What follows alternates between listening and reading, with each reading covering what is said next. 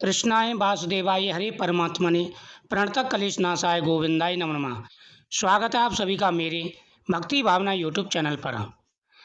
जन्माष्टमी के दिन भगवान श्री कृष्ण के बाल स्वरूप की पूजा की जाती है, जिससे शुभ फलों की प्राप्ति होती है। देश में श्री कृष्ण जन्माष्टमी का त्योहार बड़े हर्षोल्लास के साथ मनाया जाता है। साल का सबसे बड़ा दिन भी आप कृष्ण जन्माष्टमी को कह सकते हैं। काफ़ी सालों के बाद में इस बार जन्माष्टमी पर बहुत ही अच्छा योग बन रहा है। जन्माष्टमी के दिन कौन कौन से उपाय करने हैं, किस प्रकार से भगवान की पूजा करनी है और साथ ही क्या चीज़ें आपको खानी है, कौन सी राशियाँ भाग्यशाली हैं, विस्तार से आपको इस वीडियो के माध्यम से जानकारी दूंगा। लास्ट तक वीडियो को पूरा वॉच करें। और दोस्तों, अगर आपके मन में कोई सवाल है तो टेलीग्राम चैनल पर जा कर के आप सवाल पूछ सकते हैं। डिस्क्रिप्शन बॉक्स में आपको टेलीग्राम का लिंक मिल जाएगा, वहां पर क्लिक करें और उसको जा कर के ज्वाइन करें। हिंदू धर्म में जन्माष्टमी का त्यौहार भगवान श्री कृष्ण के जन्म उत्सव के रूप में मनाया जाता है। भगवान श्री कृष्ण का जन्म भाद्रपद महीने के कृष्ण पक्ष की अष्टमी तिथि को रोहिणी नक्षत्र में हुआ था। इस साल कृष्ण जन्माष्टमी का जो त्यौहार है वह जयंती नामक योग में बहुत ही अच्छे शुभ योग में पड़ रहा है। सर्वार्थ सिद्धि योग है, रोहिणी नक्षत्र है, योग बहुत ही अच्छे हैं। भगवान श्री कृष्ण के बाल स्वरूप की पूजा इस दिन की जाती है, जिससे शुभ फलों की प्राप्ति होती है। यह त्यौहार पूरे विश्व में बड़े ही हर्षोल्लास के साथ मनाया जाता है। इन दिन मंदिरों को सजाया जाता है। इस वर्ष जन्माष्टमी पर सर्वार्थ सिद्धि योग का तथा रोहिणी नक्षत्र का सहयोग भी बन रहा है। इस नक्षत्र में भगवान लड्डू गोपाल की पूजा करने से मनुष्य अपनी सभी मनोवांछित कामनाओं की पूर्ति कर सकता है। इस दिन रोहिणी और कृतिका दोनों नक्षत्रों का योग है। इस दिन भगवान श्री कृष्ण की पूजा पूरे विधि विधान और सभी सामग्रियों के साथ करनी चाहिए, तभी भगवान प्रसन्न होते हैं। जन्माष्टमी की पूजा के लिए आपको केले के पत्ते पर विराजमान श्री कृष्ण की आपको लड्डू गोपाल जी की जो मूर्ति लेनी है और पूजा के लिए भगवान को आप आसन पर या किसी पात्र पर विराजमान करें।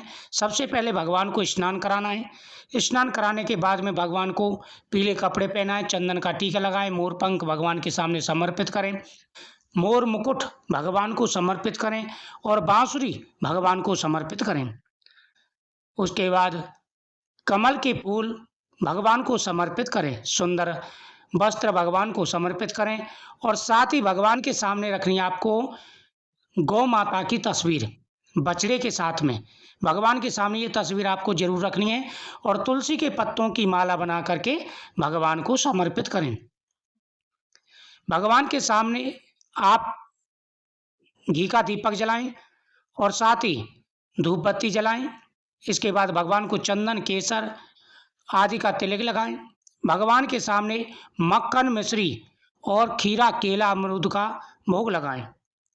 लड्डू गोपाल के भोग में दूध, दही, देसी घी, गंगाजल, मिश्री, शहद, पंचमेवा और तुलसी को जरूर शामिल करें।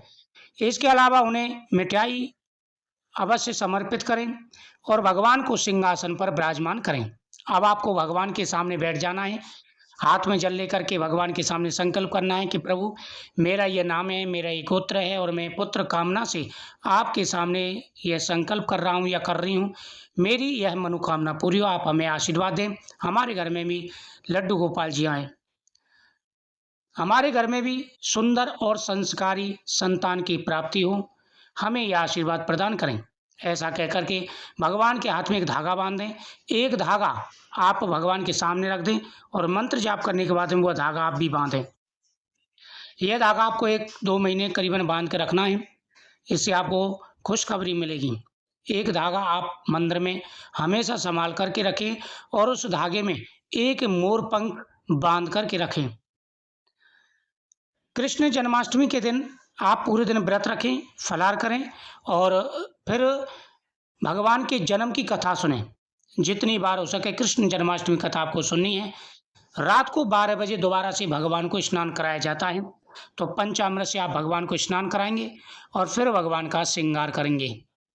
हाथों में कंगन कमर में कमरबंद बांधें, उनके हाथ में बांसुरी रखें और साथ ही भगवान श्री कृष्ण के श्रृंगार करते समय उन्हें कुंडल और तुलसी की माला, वैजयंती की माला समर्पित करें।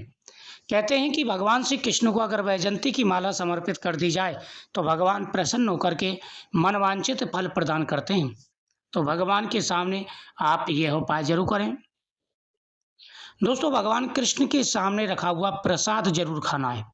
जैसे भगवान को आप स्नान करा, रात के 12 बजे पूजा कर लें और पूजा करने के बाद में फिर वहीं बैठ कर के 108 बार संतान गोपाल मंत्र का जाप करेंगे और भगवान के सामने रखा हुआ प्रसाद आपको खाना है। और नारियल भी ला करके भगवान के सामने रखें। अगर गर्भवती महिला है तो नारियल का बीज खाएं, संतान का सुख मिलेगा, नारियल भी खाएं। साथ ही धन प्राप्ति के लिए 5 मोरपंख, 5 कमलगट्टा, 5 पीली कौड़ी, 5 रक्तगुंजा भगवान के सामने रखें और फिर ये तिजोरी में रखें। इससे पूरे साल आपके घर में धन आएगा, धन की कमी नहीं रहेगी। कृष्ण जन्माष्टमी के दिन अगर आप ये उपाय करते हैं तो आपकी किस्मत बदलने से कोई नहीं रोक सकता। दोस्तों, कृष्ण जन्माष्टमी का जो दिन है सबसे बड़ा और पवित्र दिन है। ये उपाय सारा कर लेंगे, फिर आप दान पुण्य जरूर करके आएँ और इस दिन ज़्यादा से ज़्यादा दीप दान करें।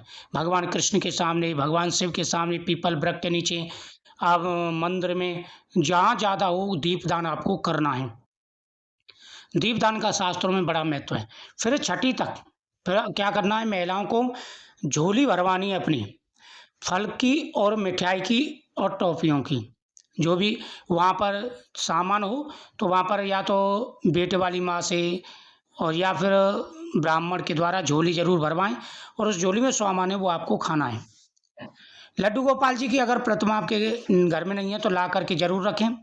और इस दिन श्री यंत्र, संतान गोपाल यंत्र, ये यंत्र ला करके घर में रखें। घर में ना कभी धन की कमी रहेगी, सुख समृद्धि सदा बनी रहेगी, संतान का सुख आपको प्राप्त होगा। भाग्यशाली राशियों के बारे में जानकारी दूंगा, जो राशियां बेहद ही भाग्यशाली हैं।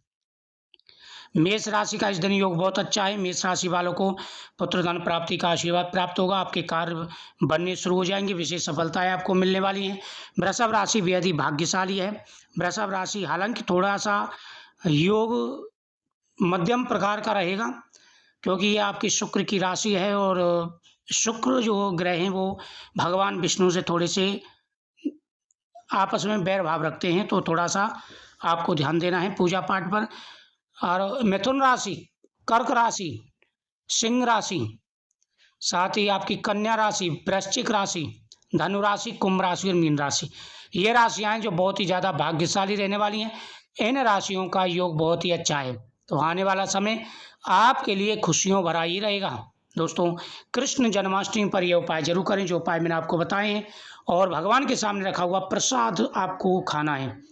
केला खाएं, नारियल खाएं, मक्खन मिश्री खाएं, पंचमेवा खाएं, तुलसी के पत्ते डाल डाल के खाएं, आपको आशीर्वाद प्राप्त होगा। और पंचामृत पिएं, पंचामृत जरूर पीना है। जो स्नान का जल है वो जरूर पीना है, इसमें बड़ी शक्ति है। मंत्र जाप करने के बाद में आपकी प्रत्येक मनोकामना पूरी होगी।